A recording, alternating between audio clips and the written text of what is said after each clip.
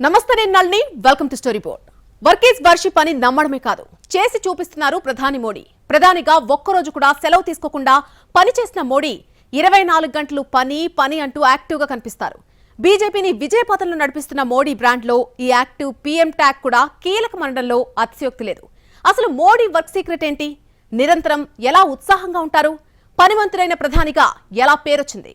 ఒకరోజు లక్షద్వీప్ వెళ్తారు, మరొక రోజు ద్వారకలో స్కూబా డైవింగ్ చేస్తారు, ఇంకో రోజు జూలో సింహాల్ని పలకరిస్తారు. అలుపు సొలుపు లేకుండా ప్రజలతో మమేకమవుతారు.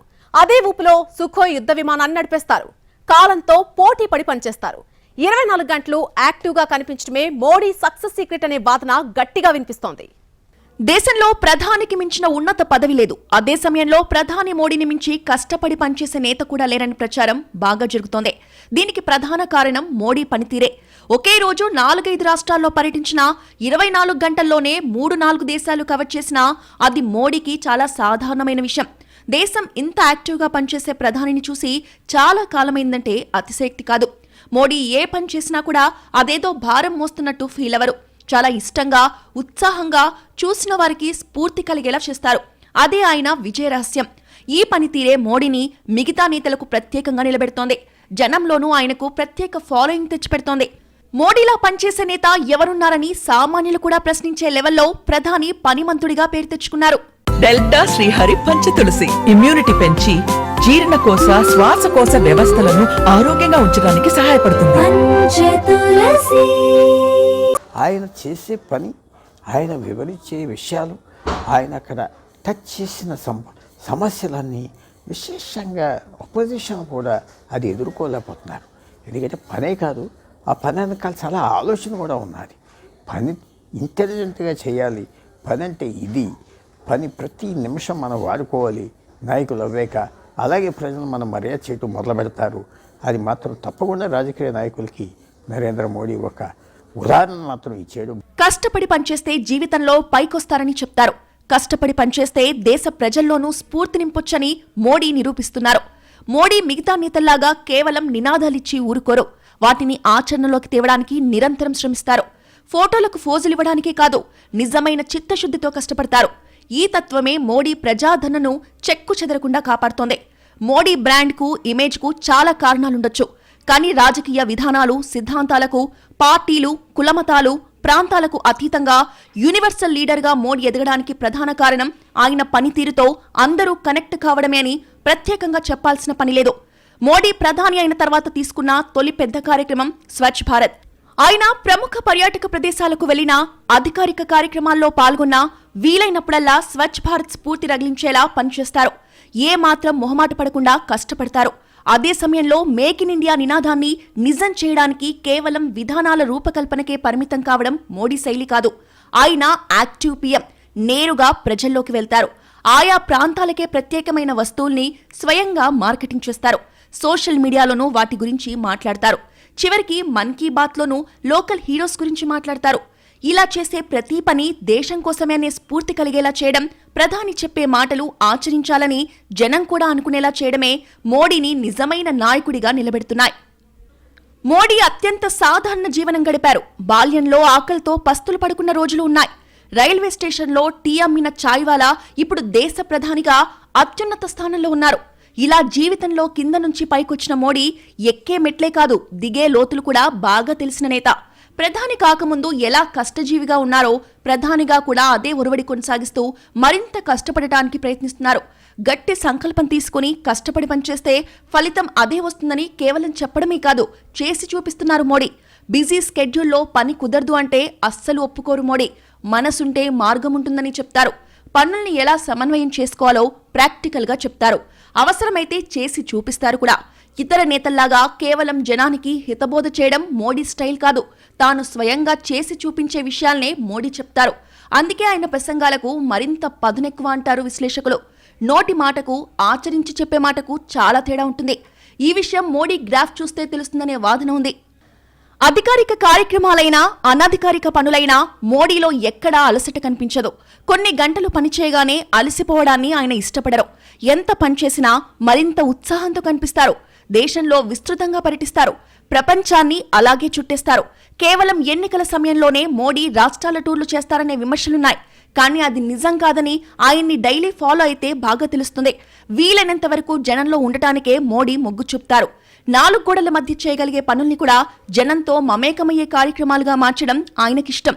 ప్రధానిగా 10 ఏళ్ల కాలం పూర్తి చేసుకుంటున్న మోడీ ఒక్కరోజు కూడా సెలవు పెట్టలేదంటే ఆశ్చర్యమే. ఎప్పుడైనా స్కెడ్యూల్ ప్రకారం కార్యక్రమానికి హాజరు కాలేకపోయినా, ఆలస్యమైనా వినమ్రంగా జనానికి క్షమాపణ చెప్పడం కూడా మోడీ ఇమేజ్ను మరింతగా పెంచుతోంది. ఏ కార్యక్రమానికి ఎంత సమయం కేటాయించాలి, అవసరమైతే సమయాన్ని ఎలా పెంచుకోవాలి, ఎలా కుదించుకోవాలి, ఇలాంటి అంశాల్లో మోడీ బాగా ఆరితేరారు. అవసరాన్ని బట్టి సందర్భానికి అనుగుణంగా పనితీరు చూపించే మోడీ ఎక్కడికక్కడ జనంతో మమేకమవుతూ అనుకున్న లక్ష్యాన్ని సాధించడానికి ప్రయత్నిస్తారు. నరేంద్ర మోడీ నాయకత్వం అనేది భారతీయ జనతా పార్టీ విజయానికి కీలకంగా దోహదం చేస్తున్న అంశం.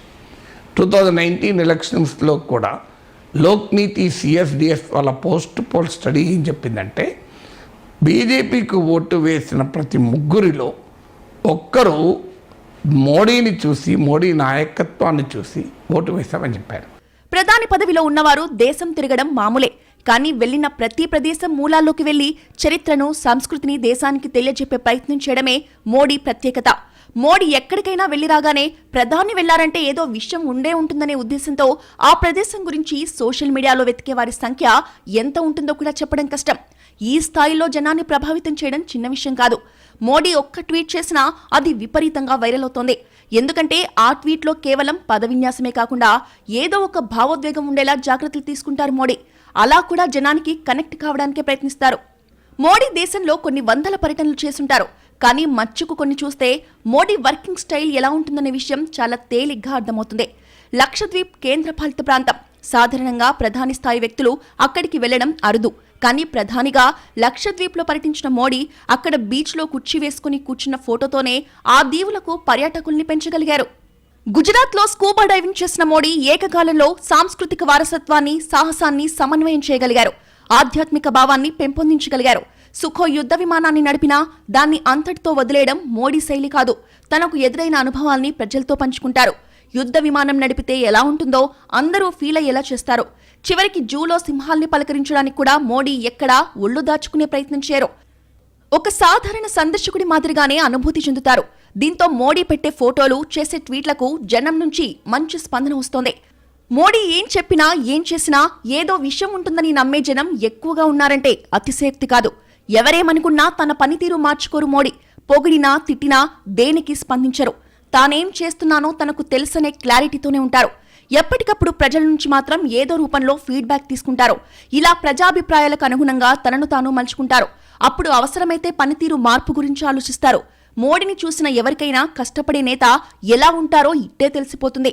ప్రధాని అంత కష్టపడుతున్నప్పుడు మనం పడే కష్టం పెద్ద లెక్కలోకి రాదని, మరింత పనిచేయొచ్చని ప్రతి దేశ పౌరుడు అనుకునేలా చేయడమే మోడీ ప్రత్యేకత. ఇలా కేవలం ప్రసంగాలతోనే కాదు, పనితీరుతోనూ కోట్ల మందిని ప్రభావితం చేయడమే మోడీ విజయ రహస్యం. మోడీ ఏమీ యువనేత కాదు, 70 ఏళ్లు పైబడిన నేత. కానీ ఆయన పనితీరు చూస్తే ఎప్పుడూ ముసలితనం ఛాయలు కనిపించవు.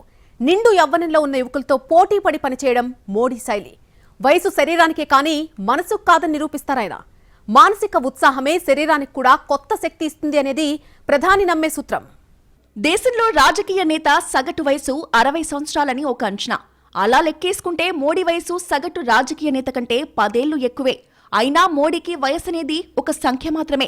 మోడీ వయసుకు, ఆయన పనితీరుకు ఎక్కడా పొంతన ఉండదు. పని విషయంలో మోడీతో పోటీ పడాలంటే 25 ఏళ్ల కుర్రాలు కూడా ఆలోచించాల్సిందే. వయస్సు పైబడిన శరీరాన్ని ఫిట్గా ఉంచుకోవడం, మానసికంగా దృఢంగా ఉండడం మోడీ గెలుపు సూత్రాలు. ఎలాంటి పనైనా ఎంతసేపైనా అలుపు లేకుండా చేయడం మోడీ ప్రత్యేకత. పార్టీ పని కావచ్చు, ప్రభుత్వ కార్యక్రమం కావచ్చు, విదేశీ పర్యటనలు కావచ్చు, ఎక్కడైనా మోడీ పనితీరులో మార్పే ఉండదు. ఏ పని చేసినా చూసేవారికి స్ఫూర్తి కలిగేలా చేయడమే మోడీకి తెలిసిన విద్య. అలా పనిచేస్తేనే ఫలితం ఉంటుంది అనేది ఆయన నమ్మే సూత్రం. ఏదో నామకే వస్తే పనిచేయడం కంటే అసలు మానేయడమే బెటర్ అంటారు మోడీ. త్రికరణ శుద్ధిగా పనిచేస్తేనే దాని ప్రభావం జనంపై పడి ఆ పని మరింత ప్రభావశీలంగా పూర్తవుతుందని ఆయన నమ్ముతారు. మోడీ పనితీరులాగే ఆయన ఆలోచనలు కూడా భిన్నంగా ఉంటాయి. ఆయన యోగాకు, కార్పొరేట్ సక్సెస్ కు లింక్ పెట్టగలరు. రాజకీయ వ్యూహాల్ని దైనందిన జీవితంతో పోల్చగలరు. ఏం చేసినా ప్రజల్ని ఆకట్టుకోగలరు. అలా చేయొచ్చు అని వారు కూడా అనుకునేలా చేయగలరు. ఈ వర్కింగ్ స్టైలే మోడీని ప్రత్యర్థులకు అందనంత ఎత్తులో నిలబెడుతోంది. డెల్టా శ్రీహరి పంచతులసి ఇమ్యూనిటీ పెంచి జీర్ణకోశ శ్వాసకోశ వ్యవస్థలను ఆరోగ్యంగా ఉంచడానికి సహాయపడుతుంది. మోడీ పరీక్షా పే చర్చ అంటే ఈయన కొత్తగా విద్యార్థులకు చెప్పే కిటుకులేమిటా అని అందరూ అనుకున్నారు. కానీ ఏటా ఆ కార్యక్రమానికి నమోదు చేసుకునే విద్యార్థుల సంఖ్య పెరుగుతూనే ఉంది. దీనికి ప్రధాన కారణం ప్రధానిని ప్రశ్నించవచ్చనే ఉత్సుకతే అనుకుంటే తప్పులో కాలేసినట్టే అంటారు విశ్లేషకులు. ఎలాంటి కఠినమైన ప్రశ్న వేసినా తడుముకోకుండా సరళమైన జవాబు చెప్పే మోడీ శైలికి విద్యార్థులు కనెక్ట్ అవుతారు. ఏదో ప్రధానితో ప్రశ్నావళి కార్యక్రమంలా కాకుండా మన కుటుంబ సభ్యునితోనే టీచర్తోనే మాట్లాడుతున్నట్టుగా విద్యార్థులకు అనిపించడమే పరీక్షా పే చర్చ సక్సెస్ కు అసలు కారణం. ఇలా ప్రతి కార్యక్రమాన్ని శ్రద్ధగా డిజైన్ చేయడమే కాదు, దాని రూపకల్పన లక్ష్యాన్ని 100% సాధించడానికి మోడీ ప్రయత్నిస్తారు. కేవలం తాను ప్రయత్నించడమే కాదు, భాగస్వాముల్ని అందుకు తగ్గట్టుగా ప్రిపేర్ చేస్తారు. దీంతో ఫలితాలు మెరుగ్గా వస్తాయనే వాదన ఉంది. కోవిడ్ సమయంలో కూడా మోడీ చిన్న చిన్న కిటుకులతోనే దేశ ప్రజల్లో మనోధైర్యం పెంచారనే ప్రచారం జరిగింది. మందులేని రోగానికి మనోధైర్యానికి మించిన మందు లేదనే విషయాన్ని మోడీ విజయవంతంగా ఆచరణలో చేసి చూపించారు. ఏదో ప్రధాని కరోనా మీద మాట్లాడే అధికారికంగా ప్రసంగంలా కాకుండా మోడీ ఏం చెప్తారా అని సామాన్యులు ఆసక్తిగా ఎదురుచూసేలా మాట్లాడడంలో మోడీ విజయవంతమయ్యారు. వందల మంది శాస్త్రవేత్తలు, వేల మంది డాక్టర్లు సమన్వయంతో పనిచేస్తే కానీ కోట్ల మంది జనానికి చేరననే విషయాన్ని మోడీ చాలా తేలికగా కేవలం టీవీ స్పీచ్తో జనానికి చేరువ చేయగలిగారు. కోవిడ్ ప్రోటోకాల్ పాటించడానికి మామూలుగా ఇష్టపడిన వారు కూడా ప్రధాని చెప్పాక మారారని కొన్ని ప్రాంతాల్లో డాక్టర్లు కూడా గమనించారు. ఇదంతా మోడీ మాటల మ్యాజిక్ కాదు, ఆయన పనితీరుతో జనం పొందిన స్ఫూర్తి అంటారు విశ్లేషకులు. ఎవరైనా కోట్ల మందితో కనెక్ట్ కావాలంటే వారి మనసుల్ని చదవగలగాలి. సైకాలజీ ప్రాథమిక సూత్రం కూడా ఇదే.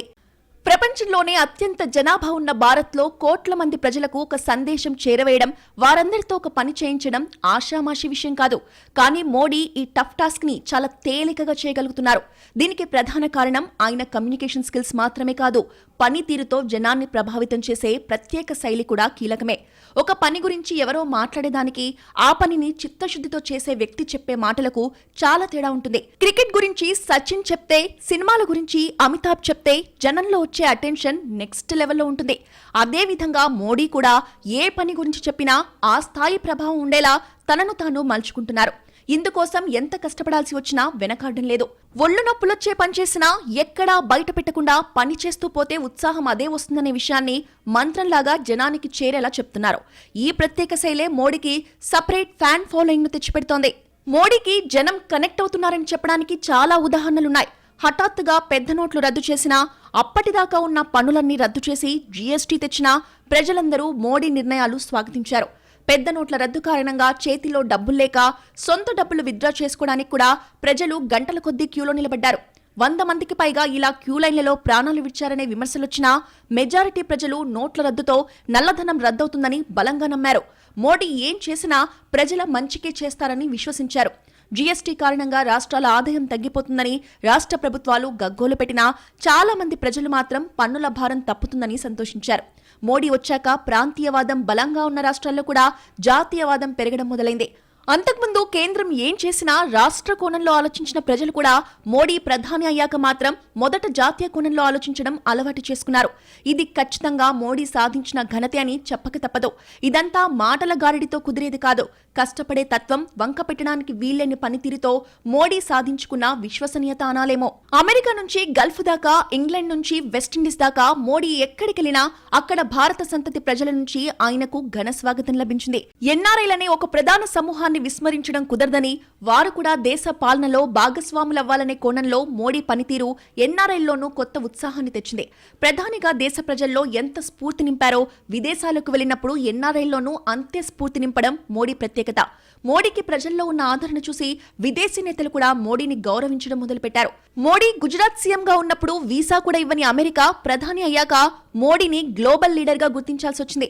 ఇదంతా మోడీ వ్యక్తిగత ఘనత కాదు, 140 కోట్ల మంది భారతీయుల ఘనత అని పదే పదే చెప్పే మోడీ ప్రతి పనిలోనూ దేశ ప్రజల్ని భాగస్వాముల్ని చేసే ప్రయత్నం చేస్తారు. మోడీ రాజకీయ జీవితంలో ఎన్నోసార్లు సాహసోపేతమైన నిర్ణయాలు తీసుకున్నారు. సాధారణ రాజకీయ నేతలు సంకోచించే నిర్ణయాలను కూడా ఆయన అలవోకగా తీసుకుంటారు. ఆ లక్షణాన్ని తన బలంగా చెప్పుకుంటారు మోడీ. కచ్ భూకంపంతో నైరాశ్యంలో కూరుకుపోయిన గుజరాత్ ఆ తర్వాత ఇంతగా వెలుగులింతుందని ఎవరూ ఊహించలేదు. కానీ మోడీ చేసి చూపించారు. గోత్ర అల్లర్ల తర్వాత గుజరాత్ లో బీజేపీ తిరుగులేని శక్తిగా ఎదుగుతుందని కూడా ఎన్నికల పండితులు ఊహించలేదు. కానీ అది కూడా సాధ్యమేనని నిరూపించారు మోడీ. ఇక దేశంలో బీజేపీ సొంతంగా అధికారంలోకి వస్తుందనే విషయం కూడా ఎవ్వరి ఊహకు అందని విషయం. దాన్ని ఒక్కసారి కాదు 2 సార్లు సాధించేశారు మోడీ. ఇప్పుడు 3వ సారి గెలుపు గ్యారంటీ అని క్యాడర్కే కాదు జనానికి నమ్మకం ఇవ్వగలుగుతున్నారు మోడీ. తన పనైపోయిందని ప్రత్యర్థులు భావించిన ప్రతిసారి దిమ్మ తిరిగే జవాబిచ్చిన ట్రాక్ రికార్డ్ ఆయనకుంది. కానీ ఇప్పుడు పరిస్థితులు మారిపోయాయి.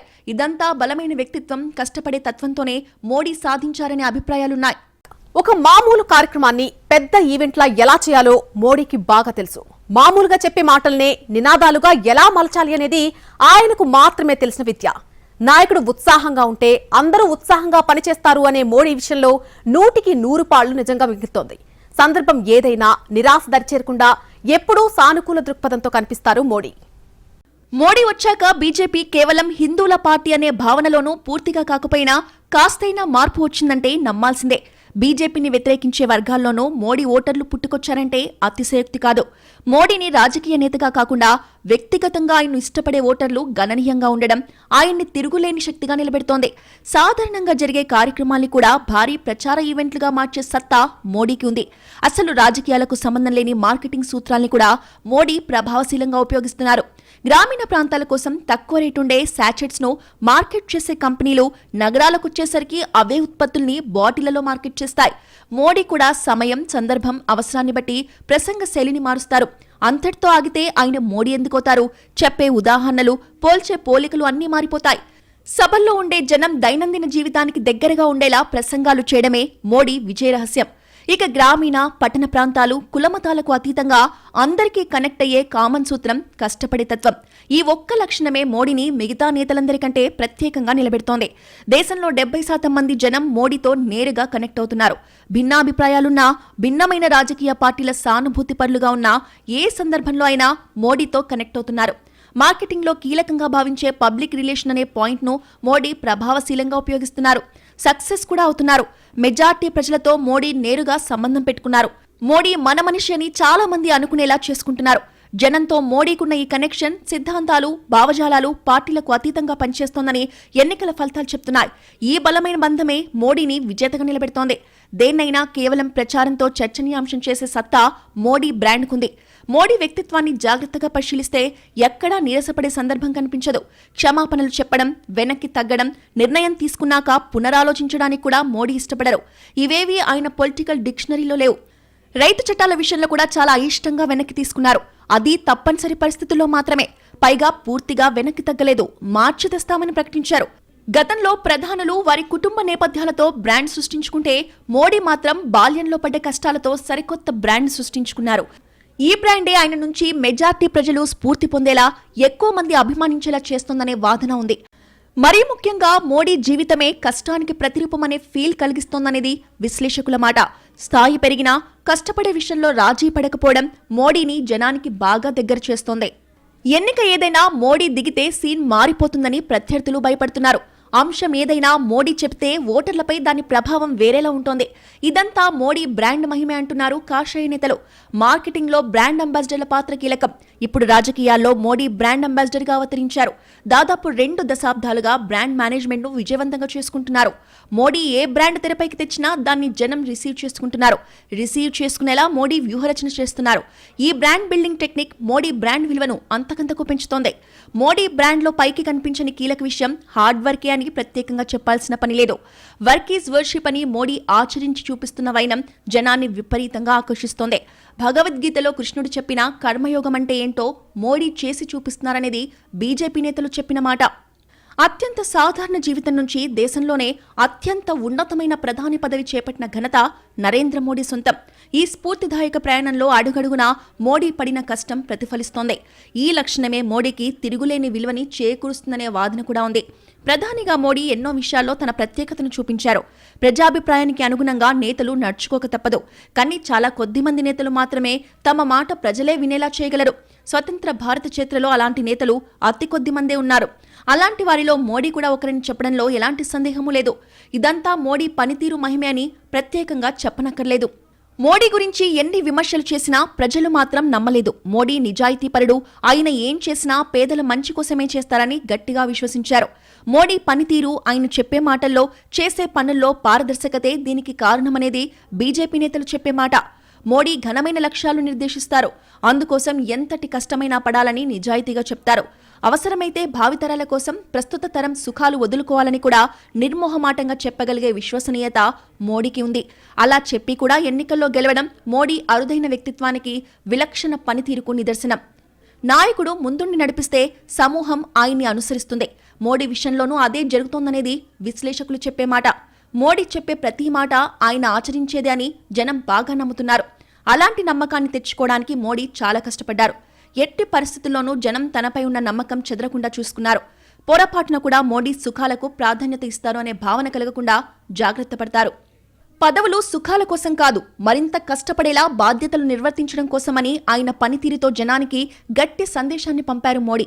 ఇలా తాను పనిచేస్తూ కోట్ల మందిలోనూ పనిపై గౌరవం పెరిగేలా చేయడం కంటే ఒక ప్రధాని చేసేదేముంటుంది అనేది మోడీ నమ్మే సూత్రం. లక్ష్యాలు నిర్దేశించుకోవడానికి సందేహించకూడదంటారు మోడీ. అత్యున్నత లక్ష్యాలు నిర్దేశించుకొని నిరంతరం కష్టపడితే ఖచ్చితంగా అనుకోని ఫలితాలు కూడా వస్తాయని జనం నమ్మేలా చెప్పగలగడమే మోడీ ప్రత్యేకత.